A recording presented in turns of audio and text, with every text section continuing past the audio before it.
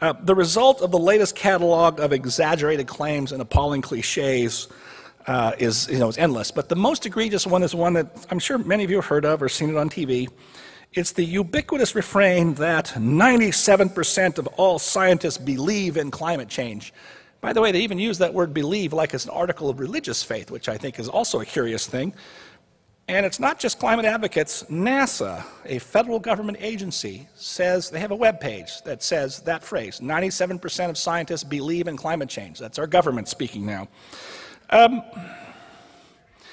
of course, the political suggestion behind this is if 97% of scientists believe in climate change, then therefore they must all agree with the environmentalist agenda to suppress energy. So where did this 97% figure come from? When you explore its lineage, it turns out to be about as convincing as a Chicago election. No, you can't believe that, right? The most prominent form of it comes from a paper by a professor in Australia named John Cook at the University of Queensland.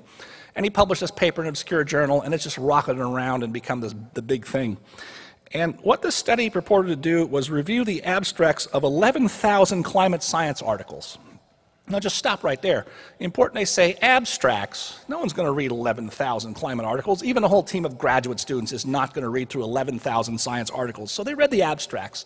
Fair enough. The abstract is always that one paragraph summary at the head of any academic journal article. Well, here's the abstract to the Cook paper, which no one in the media seems to have the wit to read for themselves. First sentence. We find that 66.4% of abstracts expressed no position on anthropogenic global warming, comma. Let's stop right there. Two-thirds, 66, but two-thirds of the papers express no opinion on human-caused global warming. Let's keep going. 32.6% endorsed anthropogenic global warming. 0.7% rejected it, and 0.3% were uncertain. Okay.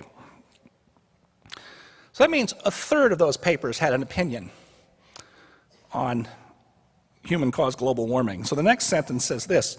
Among abstracts expressing a position on human-caused global warming, 97.1% endorsed the consensus positions that humans are causing the warming.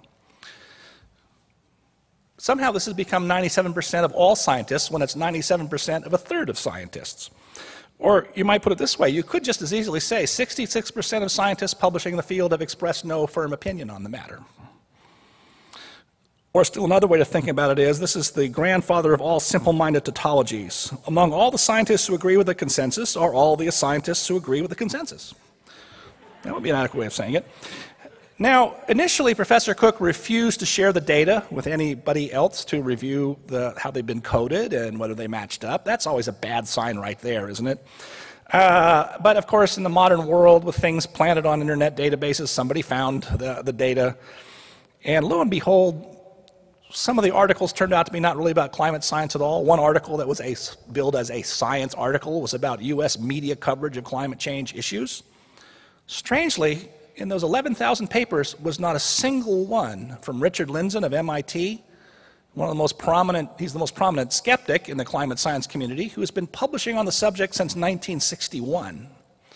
None of his papers were included somehow. And yet, this phrase, I mean, you can't go anywhere now without seeing it, or, get on the Center for Climate Progress without seeing it. 97% of scientists agree or believe in, right? Well, it's clear that the climate establishment has become as narrowly intolerant as any department of gender studies on a college campus, and for much the same reason.